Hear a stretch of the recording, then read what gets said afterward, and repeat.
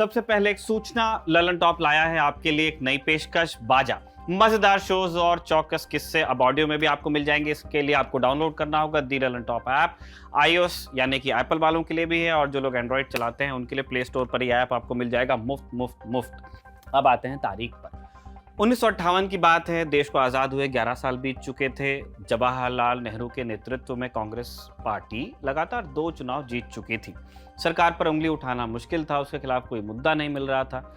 विपक्ष बिखरा बिखरा लगता था। कम्युनिस्ट अलग झंडा उठाए हुए थे तो सोशलिस्ट के भी कई खेमे थे। 1952 के आम चुनाव के बाद जेबी कृपलानी और जयप्रकाश नारायण और लोहिया की सोशलिस्ट पार्टी से मिलकर बनी प्रजा सोशलिस्ट पार्टी भी टूट चुकी थी। डॉक्टर लोहिया और उनके समर्थकों ने अपनी अलग सोशलिस्ट पार्टी बनाई। जनसंघ का प्रभाव क्षेत्र तब काफी सीमित था, यानी नेहरू की सरकार रसूख के साथ चल रही थी। सरकार के बड़े बड़े मंत्री नैतिकता और ईमानदारी की बातें करते थकते भी नहीं थे। 1958 में एक दिन लोकसभा का सत्र चल रहा था। ट्रेजरी बेंच पर बैठा कांग्रेस का ही एक सांसद बोलने के लिए खड़ा हुआ, और इस सांसद ने जो कहा उससे नैतिकता के ऊंचे आदर्शों का दावा करने वाली नेहरू की सरकार हिल गई। उसने आरोप लगाया कि सरकार में बड़ा वित्तीय घोटाला हुआ है। भारतीय जीवन बीमा निगम यानी LIC ने कुछ ऐसी कंपनियों के करोड़ों रुपए के शेयर खरीदे हैं जिनकी माली हालत बेहद खराब है। ये करोड़ों रुपए मिड 20th सेंचुरी वाले करोड़ों रुपए हैं, आज के हिसाब से बहुत ज्यादा होते हैं। ये कंपनियां कलकत्ता के एक कारोबारी हरिदास मुंदड़ा की थी। सत्ताधारी पार्टी के ही एक सांसद की तरफ से किए गए इस खुलासे ने विपक्ष को पहली बार एक बड़ा मुद्दा दिया। यह आजाद भारत का एक ऐसा पहला घोटाला था जिसमें व्यापारी, अफसर और नेता तीनों शामिल थे। इससे देश के पहले प्रधानमंत्री जवाहरलाल नेहरू की बड़ी किरकिरी हुई, क्योंकि इससे उजागर करने वाले और कोई नहीं बल्कि उनके अपने दामाद फिरोज गांधी थे। नेहरू की नाक के नीचे कैसे हुआ था यह घोटाला? इस घोटाले की जांच के बाद क्या पता चला, और देश के इस पहले वित्तीय घोटाले ने जवाहरलाल नेहरू और फिरोज गांधी के रिश्ते पर क्या असर डाला, जानेंगे ये सब कुछ आज के एपिसोड में। नमस्कार, मेरा नाम है निखिल और आप देख रहे हैं तारीख, जिसमें हम सुनाते हैं उस तारीख से जुड़ी भारत की ऐतिहासिक कहानियां। आज हम बात करने वाले हैं आजाद भारत में हुए उस पहले वित्तीय घोटाले की, जिस पर से पर्दा जवाहरलाल नेहरू के दामाद फिरोज गांधी ने हटाया था। Brought to you by Kuku FM. Download the app now. शुरुआत से पहले काम की जानकारी आपको और दे देते हैं।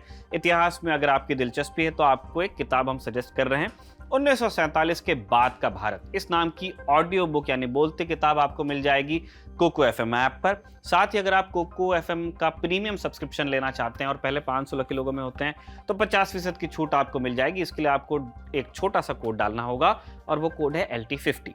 अब आ जाते हैं मुद्दे पर। फिरोज गांधी द्वारा देश के सामने लाए गए मुंदड़ा घोटाले से पहले ये जान लेते हैं कि फिरोज गांधी आखिर नेहरू परिवार के करीब कैसे पहुंचे और बाद में दामाद हुए। फिरोज जहांगीर गांधी, उनके नाम की स्पेलिंग पहले थी GHANDI या GHANDY। इन्होंने बाद में अपना सरनेम गांधी कर लिया, महात्मा गांधी वाला गांधी, लेकिन उनसे कोई संबंध नहीं था, सिर्फ सरनेम गांधी किया था उन्होंने।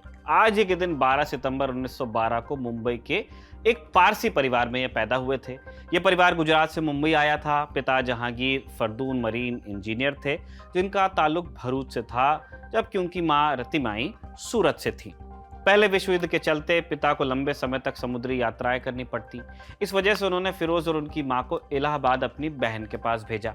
1930 की बात है। इलाहाबाद के गवर्नमेंट कॉलेज के बाहर ब्रिटिश हुकूमत के खिलाफ एक धरना चल रहा था। जवाहरलाल नेहरू की पत्नी कमला नेहरू और कांग्रेस की कई महिला कार्यकर्ताएं इसमें हिस्सा लेती थी।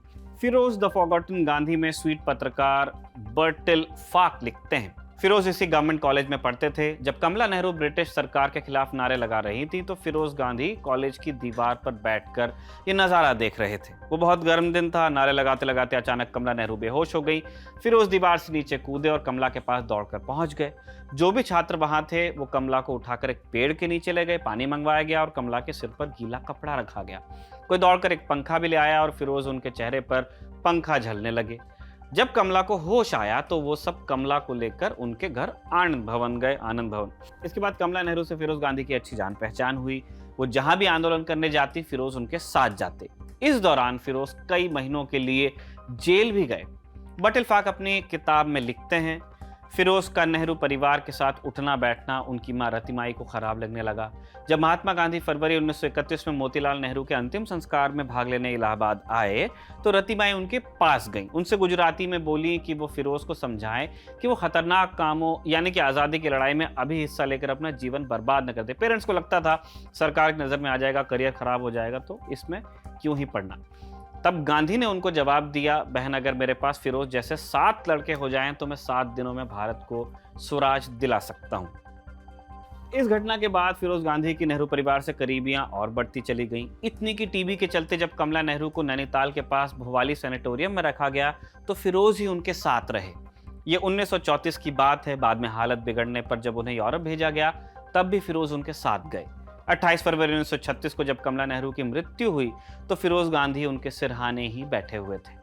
बताते हैं कि यूरोप में ही फिरोज और इंदिरा की घनिष्ठता बढ़ी। दोनों ने शादी का फैसला भी लिया। मार्च 1942 में दोनों शादी के बंधन में बंध भी गए। जवाहरलाल नेहरू इस शादी के खिलाफ थे, लेकिन महात्मा गांधी के समझाने पर वो मान गए। देश आजाद हुआ और 1952 में जब पहली बार आम चुनाव हुए तो फिरोज गांधी उत्तर प्रदेश के रायबरेली से सांसद चुने गए। हालांकि तब तक इंदिरा दिल्ली आ गई थी और दंपति के बीच मनमुटाव की चर्चाएं तब होने लगी थी। लेकिन इंदिरा ने 1952 और 1957 दोनों चुनावों में रायबरेली जाकर पति के चुनाव प्रचार की कमान संभाली थी। फिर उसको करीब से जानने वाले लोग कहते हैं कि आज़ादी की लड़ाई में हिस्सा लेने से उनके अंदर गलत के खिलाफ लड़ने का मादा आ गया था। प्रिंसिपल वाले आदमी थे, कहीं भी गलत होता वो आवाज उठाते। कांग्रेस के सांसद जरूर थे, लेकिन वो अपने ससुर की सरकार के खिलाफ बोलने से भी कतराते नहीं थे। उस समय ये तक कहा जाने लगा था कि कांग्रेस में रहते हुए भी फिरोज विपक्ष के अनऑफिशियल नेता हैं। छोटे छोटे मुद्दों पर नेहरू सरकार की टांग खींचने वाले फिरोज ने आखिरकार 1958 में LIC मुंदड़ा घोटाले से पर्दा हटाकर देश में सियासी भूचाल ला दिया। घोटाला यह था कि हरिदास मुंदड़ा ने सरकारी तंत्र का इस्तेमाल करके LIC को अपनी संदेहास्पद कंपनियों के शेयर्स ऊंचे दाम पर खरीदने पर मजबूर कर दिया और इस वजह से LIC को करोड़ों रुपए का नुकसान झेलना पड़ा। जैसा हमने बताया, आज के समय में अरबों की कीमत होती है। हरिदास मुंदड़ा मारवाड़ी समाज से आते थे, कलकत्ता के एक व्यापारी थे, सटोरिये भी थे, सट्टा खेलते थे। कंपनियों के शेयर्स में उनकी दिलचस्पी थी। मंदड़ियों और तेजड़ियों के खेल में वो एक शातिर खिलाड़ी बनकर उभरे। 1956 तक आते आते कई बड़ी कंपनियों में उनकी अच्छी खासी हिस्सेदारी भी हो गई थी। उधर इसी दौरान 1 सितंबर 1956 को भारतीय संसद ने भारतीय जीवन बीमा निगम यानी LIC का गठन किया। शुरुआत में सरकार ने 5 करोड़ रुपए की पूंजी इसमें लगाई। LIC के जरिए भारत सरकार कंपनियों में निवेश किया करती थी। LIC उन कंपनियों में निवेश करती जिनका प्रबंधन नामी गिरामी होता, जिनकी बाजार में अच्छी प्रतिष्ठा होती। 1957 में LIC ने 6 कंपनियों के शेयर्स ऊंचे दाम या कहें तो बाजार भाव से कहीं ज्यादा दाम पर खरीद लिए, जिनका मालिकाना हक हरिदास मुंदड़ा के पास था। ये कंपनियां न तो नामी गिरामी थी और न ही इनका कोई अच्छा वित्तीय रिकॉर्ड ही था।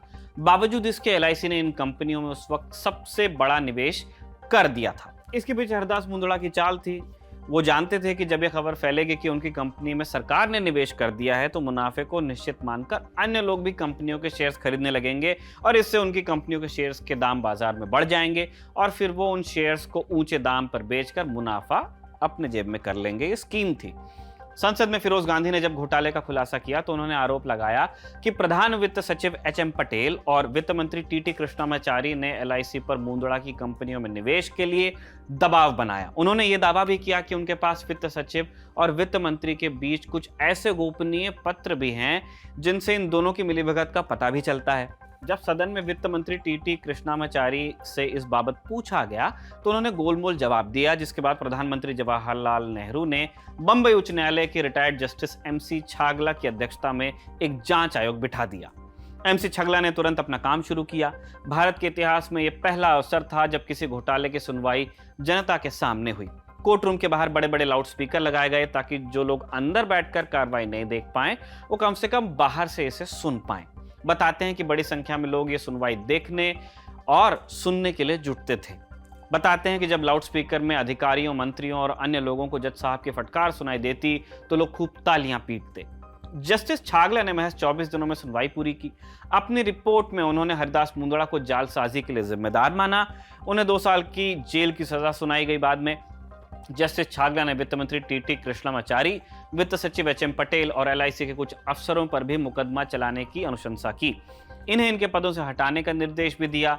नेहरू ने अनुशंसा स्वीकार करते हुए तत्काल ही कृष्णमाचारी से इस्तीफा मांग लिया था। हालांकि नेहरू का इस घोटाले से कोई संबंध नहीं था, पर इसकी वजह से नेहरू और फिरोज गांधी के रिश्ते सामान्य रह नहीं पाए। इंदिरा गांधी से तो उनके संबंधों में तनाव आ ही रहा था, लेकिन फिर नेहरू से भी दूरियां बढ़ती गई। शायद इसीलिए लोकप्रिय राजनेता होने के बावजूद फिरोज अपने आखिरी दिनों में अकेले पड़ते गए थे।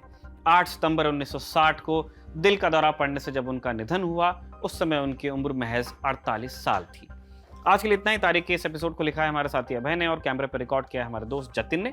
देखते रहिए दी लर्न टॉक।